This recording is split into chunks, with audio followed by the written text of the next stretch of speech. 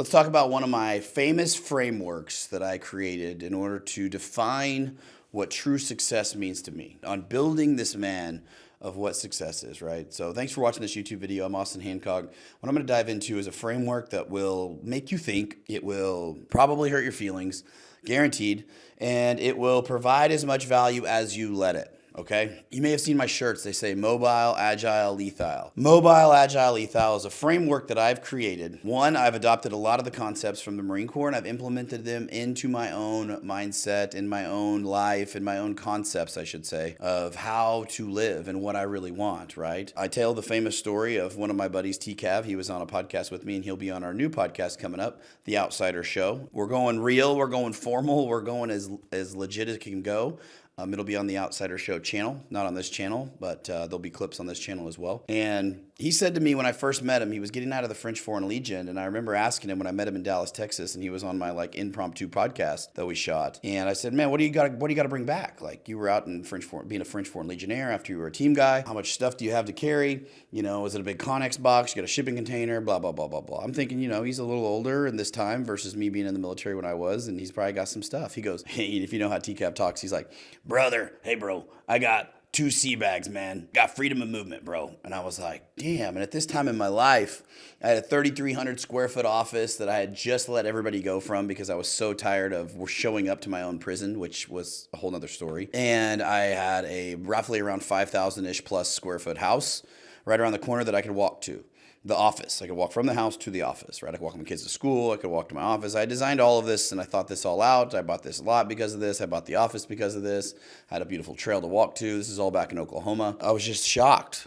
Because I had so much materialistic stuff. And I had also accumulated a ton of real estate assets, right? Like quite a bit in a very short period of time because we weren't really hard and aggressive on creating our portfolio, whether it was fix and flips, buy and hold, contract for deeds, lease options, all of these things. And they were producing a significant amount of money. And it's also what made me realize, hey, I don't have to be here. I don't have to be at this office. Like I got into real estate investing to be free.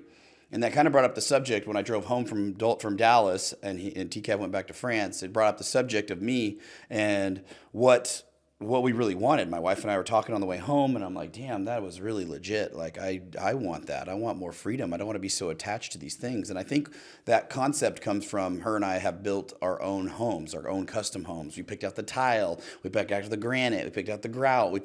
Dude, I'm telling you guys, when I say I was a custom home builder, I used to build my own plans for fun. So I would build my own plans. I would adjust the square footages. I would adjust the door sizes. I would adjust every single thing. I built my garages custom to my trucks and where I wanted to have things. So I really was a more of an artist and a designer when it came to that because I like art. Obviously, I'm tattooed and I'm creative. But 2, I had the ability to do that, and I had an opportunity to work with somebody that had a full-blown CAD operator. So I would draw my ideas, and then they would create them. So I could create anything. And then as long as I'd send it to the engineer, which my dad's an engineer, so I got to be able to have him look over my plans, and he would engineer it, and boom, bang, pow. And next thing you know, I'd get a production, make this thing. Really cool concept. But going through that whole entire process and building out whatever you want, you kind of realize like, hey, your mind is going to always change. It's going to adapt. It's going to adjust. And so if that's the case, then what is it that you really want? What are you chasing? Are you just chasing another house with a different design? Are you chasing another car? As you guys know me and watching this YouTube video, you get to know me a little more this way. I'm a big car guy. I love cars. And so I've had many cars. I'm 38 years old, and I've probably had over 150 cars to this point in my life. I've always just bought, sold, bought, trade, bought, sold. And I was like, I never had an emotional attachment to any car. There's not one car I'm like, shouldn't have let that one go. No. They're all experiences to me. I enjoyed them. Some miserable experiences and fun experiences at the same time, especially the older ones that broke down a lot. Muscle cars, hot rods, anywhere from Cadillacs, 1968 Cadillac drop tops to Lincoln Continental suicide doors, bags, Broncos, Blazers, you name it, F-250s, all of the as such, right?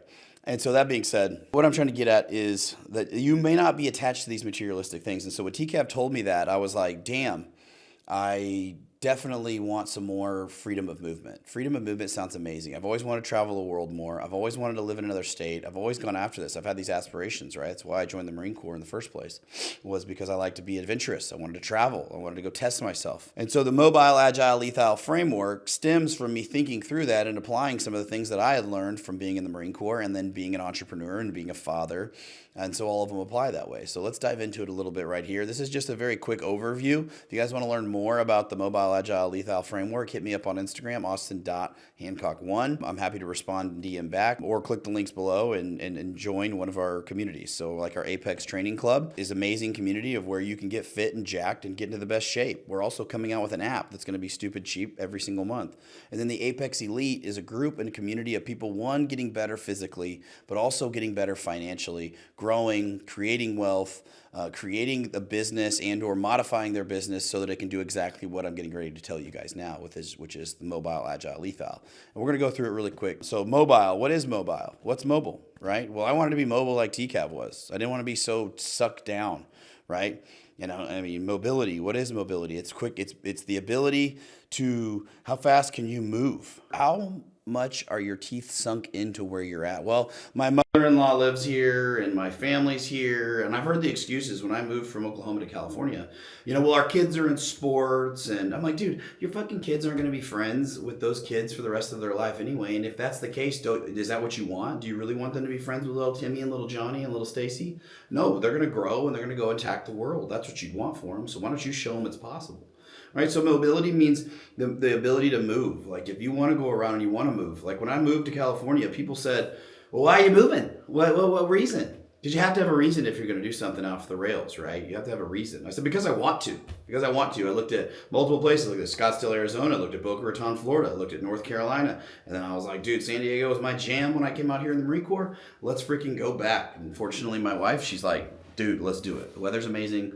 Let's make it happen. So mobility has to do with your geographical location and what you can do, right? Maybe you want to have a farm. Maybe you want to stay where you're at, but are you able to do that? And are you building a life that's literally setting you up for success in that version, right? Agile, what's the next one, right? Your agility. Like how quick are you to be able to think? How on par are you with your wife? This is what I think about. I think of communication, right? For men out there or women out there or people out there with spouses, how agile are you with your communication? Like what does she think your guys' vision is for the next 5 years, right? Have you talked about that? Have you talked about the next year? What that looks like?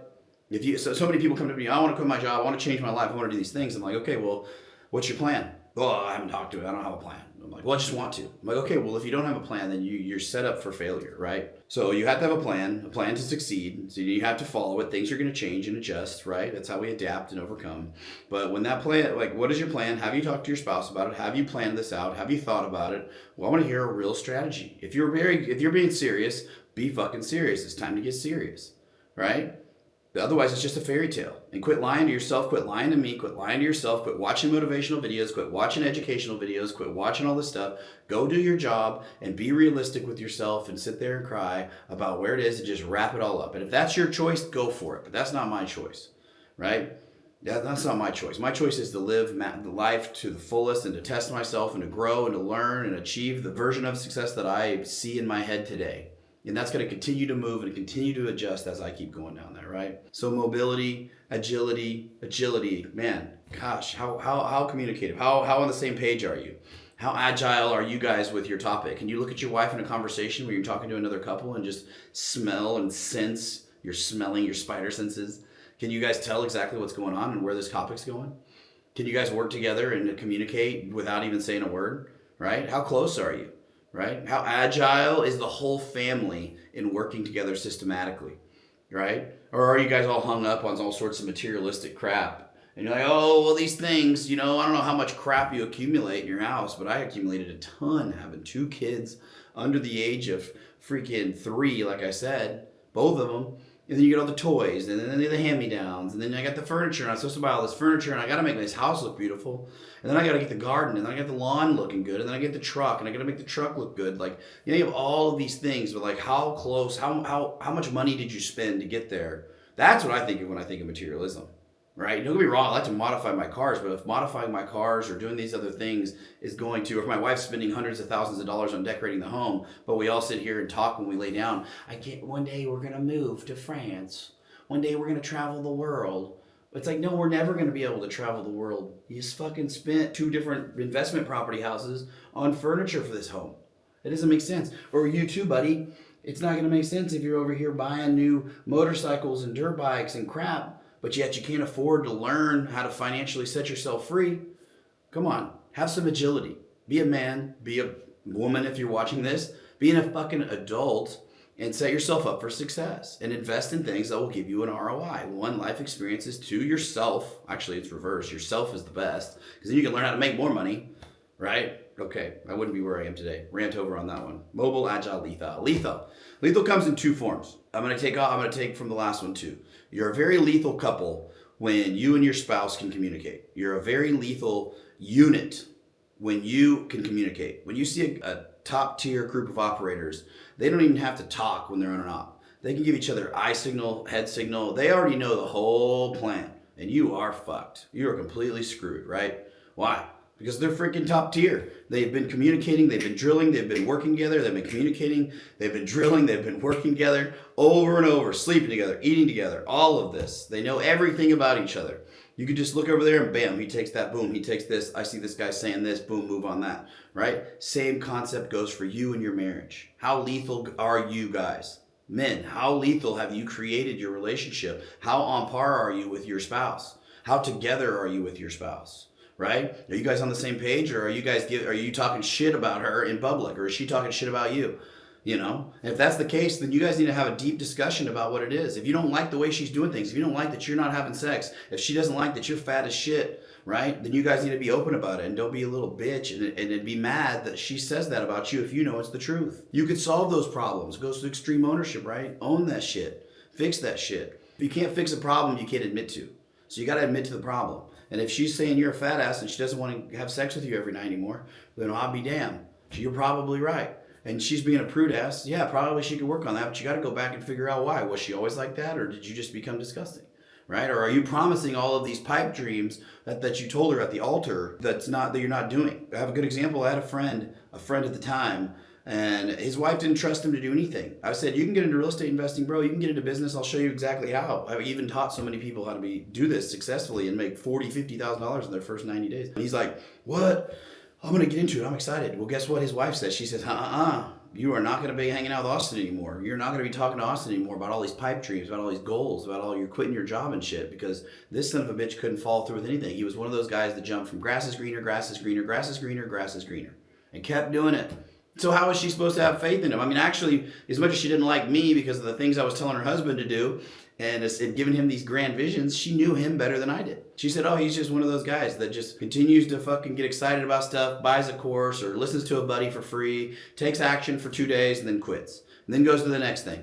You know, he starts a power washing company, starts a wrap company, starts a fence company, starts a staining company, you know, all this crap. Can't hold anything together, can't continue to see it through to fruition after the freaking honeymoon phase is over. And so who blames her? So how close are you, right? That's lethal. That's lethal 1. Lethal 2, we're going to go through really quick. It's like, can you protect your family? If you're that guy that I just mentioned a minute ago and you're out of shape, you're disgusting, you're tired, and you're burnt out, right? Can you run down the street to chase somebody that snatches up your kid? Do you have the confidence? Do you have control mentally? Like when somebody comes up and starts saying some things at the grocery store or tries to grab a hold of your wife, that you can create some distance? Do you know how to do that? So physical lethality for a man provides a lot of confidence. Even if you just get a blue belt in jiu-jitsu, even if you start to learn how to throw hands, even if you just get more muscular, more confident when you walk in the room, it provides so much more than just these muscles and all the crap that you get that some people would make fun of. But they can make fun of it all they want, because what it is it's an insecurity they have. And you don't have to have that insecurity. You don't have to carry that insecurity with you. You can just say, hey, you know what? I would like to have muscles and I would like to be able to see my dick. You know, I'd like to not have a dicky-do. Right? When your belly sticks out further than your dicky do, then it's pretty gross. And I wouldn't blame your wife for not wanting to have sex with you either. And so if you know that and you're insecure about that, then congratulations, bro. You can fix it. You know, you can fix it. You can change it. That's the basics of the mobile, agile, lethal framework. Mobile, agile, lethal framework. Let's go. And it's all about creating your version of success and creating your tribe, your people, your marriage, your environment to set you up for that version of success, right? But the number one thing I want you to take away from this video is communication, because you guys, I want you to tell you something about my life. My wife and I, we talk about where we want to go in our life, probably like communication, like what we want to do, like what our aspirations are, what our goals, what our dreams, you know, where we want to move. Like we live in San Diego right now. I'd love to have a house up in NorCal as well. I'd love to get my pilot's license. I'm going to say this right here on the freaking camera, so watch me. I would love to get this, and it can adjust, but as these things stay on the list, it keeps going.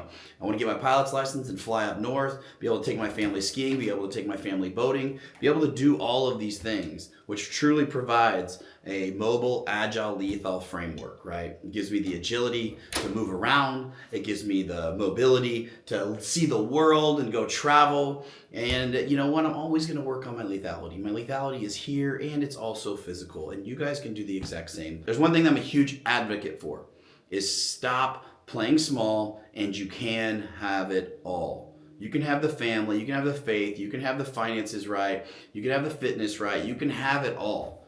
But you have to be intentional, and you have to spend the time working on those things instead of hiding from your insecurities. So if you guys like this YouTube video, it's a little longer, but I would say that there's a ton of value in this. Go back and watch it. Tell me which parts you watched, which you liked. Make a comment below. I appreciate you, and we'll see you on the next one.